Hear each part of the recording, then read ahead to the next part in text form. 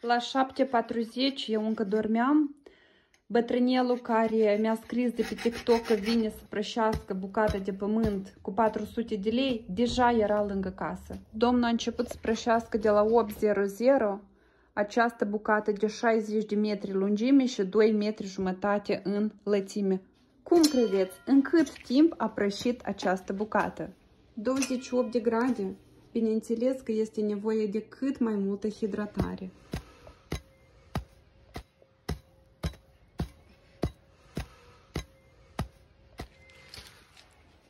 Și mereu alături de noi în orice situație.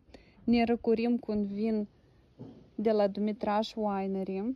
Ora 2:22 de minute și uitați-vă care e situația. Iată așa, avem mâncare națională, Dumitraș Winery și suntem la sfârșit de prășit.